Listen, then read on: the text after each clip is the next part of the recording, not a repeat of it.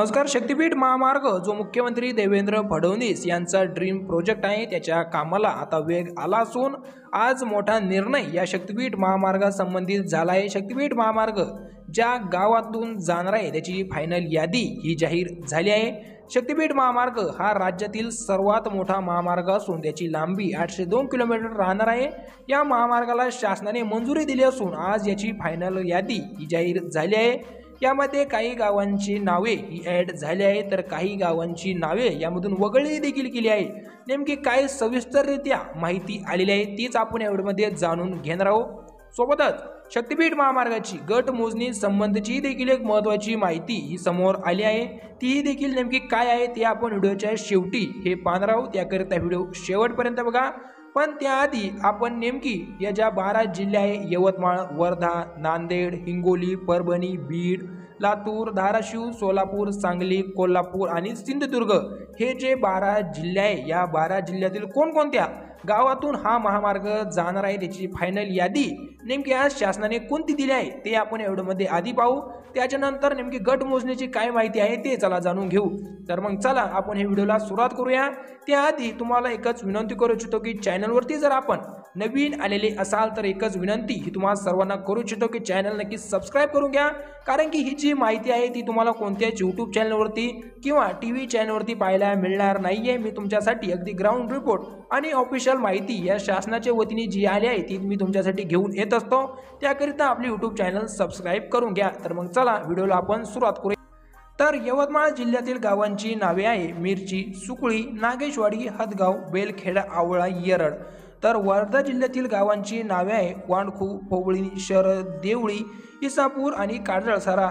नांदेड येथील आहे करोडी, काळेश्वर, वेलंब, उंचनगाव, आडा, रुई, पळसा, वरड, शेवळ, कवना, बामणी, बामतांगडा, चिंचगावन, जागापूर, मनाठा, वरंटी, जांभळगाव, सावली, भोगाव. तर हिंगोली जिल्ह्यातील आहे गिरगाव, उमरी, मालेगाव, धमदारी, बेहोळ, कुर्हाड, पाळसळ, गुंजे, आशेगाव, टकलगाव, आरापूर, बाबुळगाव, पिंचोर, रेणगापूर, लोणी बुद्रुक, फाते, जवळा, खुर्द, दाबडी, महालिंगी, झुंझुनवाडी, भाटेगाव, जमगावन, सुकली, वीर, डोंगखेडा, जवळ, पानजळ आणि वसपूर. तर परभणी जिल्ह्यातील गावांची नावे आहे उकलत, बाबळी, पिंपरी, शेंद्रा, टाकळगावन, लोहगाव, सासपूर, आदापूर, तांडपंबरी, आटटाळी, पोरणी, डेटना, इंदेवाडी, सालापूर, सुरवाडी, आहेरवाडी, नावडी, कालेश्वर, पिप्पळगाव, बाळापूर, सदलापूर, शिरोनी, तोंडी, तांडा, शिंद्री बुद्रुक, कान्नोडी, साळखे, शेलगाव, हटकर, नरवाडी, कोटवळे, डिंगोळी, धामोनी. तर बीड जिल्ह्यातील गावांची नावे आहे वरवंटी, पिपळा, भायगुडा, गिरवली, आपटे, गिरवली, बामणे, गीता, भारत, सायगाव, नांदगाव, विजेगाव, कोंडली, तळेगाव, ढाकी, कन्नरवाडी आणि भोपळा.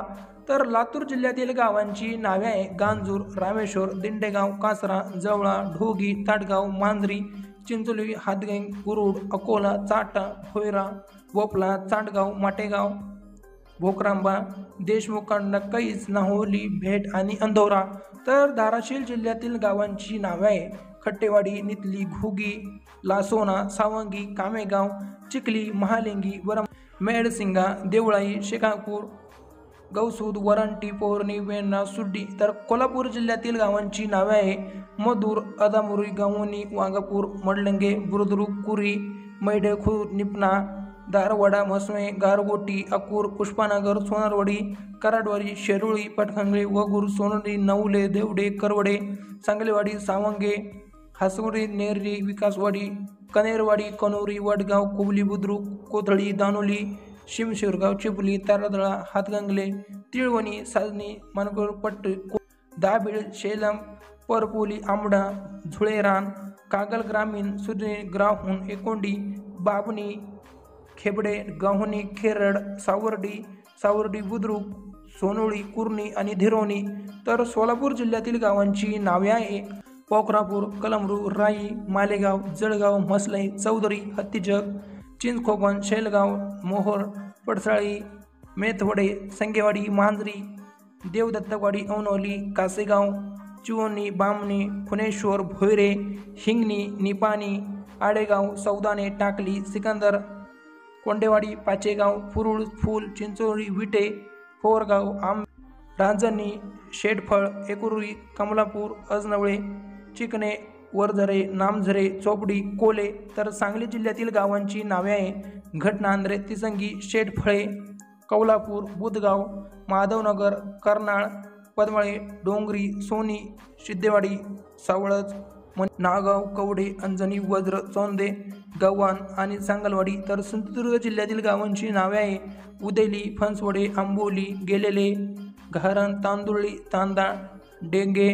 तर उत्तर गोव्यातील गावांची नावे आहे पत्रादेवी. ही झाली शक्तिपीठ महामार्गाच्या गावाची नवीन यादी. आता आपण पाहू की गटमोजणीची महत्त्वाची माहिती ही नेमकी काय आहे. शक्तिपीठ महामार्गाची 16 सप्टेंबर पासून गटमोजणीची नेमकी काय माहिती आहे ती चला जाणून घेऊ.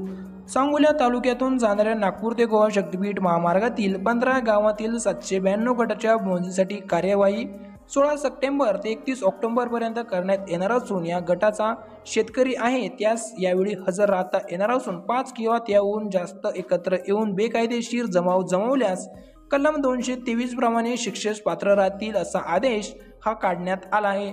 16 सप्टेंबर 2025 ते 31 ऑक्टोबर 2025 या कालावधीत 15 गावातील 792 गटाच्या मोजणीचा कार्यक्रम जाहीर केला आहे. या दरम्यान एकतूर, बलवाडी, पाचेगाव, कोंबडवाडी, बंगडवाडी, चोपडी, मांजरी, मेडवडे, चिंचोली, येलवार आणि मंगेवाडी, नाझरे या गावातील सुमारे 792 गटांची टप्पा मोजणी करण्यात येणार आहे. त्या गावातील गटाची मोजणी करीत असताना बेकायदेशीर जमाव जमवणे, मोजणीस अडथळा आणणे, शासकीय यंत्रणेत अधिकारी कर्मचारी यांना विरोध करणे, 5 किंवा त्याहून जास्त लोक एकत्र येण्यास ही मनाई करण्यात आली आहे. तसेच गावाची मोजणी ज्या दिवशी होणार आहे त्या गावातील त्या गटाचे शेतकरी, हितसंबंधी व्यक्ती, खेजरी इतर मानना 12 सप्टेंबर ते 31 ऑक्टोबर अखेर उपस्थित राहता येणार नाहीये. आदेशाचा जर भंग केला तर 223 प्रमाणे शिक्षेस पात्र राहील असा आदेश हा उपविभागीय अधिकारी यांनी काढला आहे.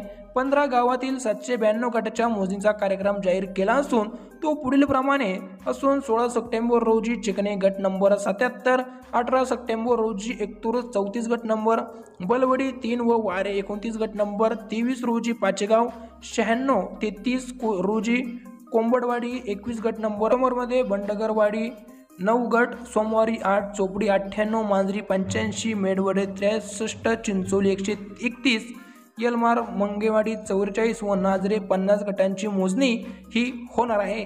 तर मग हीच होती काही गट मोजणी आणि फायनल यादी जी आज जाहीर झाली होती, जी आज बातमी ही समोर आली होती ती मी तुम्हाला सांगितलेली आहे. असेच महत्त्वाचे अपडेट जाणून घेण्याकरता चॅनल सबस्क्राईब करून घ्या. तर मग चला भेटत राहूया असेच नवनवीन महत्त्वाचे अपडेट्स घेऊन. तोपर्यंत जय हिंद, जय महाराष्ट्र. धन्यवाद मित्रांनो, आपण माझा व्हिडिओ शेवटपर्यंत बघितल्याबद्दल.